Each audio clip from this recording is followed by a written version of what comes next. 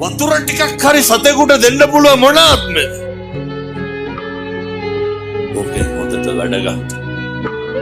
බලලෙකුටවත් ගහන්න එපා පින්නතුනි. සතෙකුටවත් හිංසා කරන්න එපා. මම දැකලා තියෙනවා පාරේ යනකොට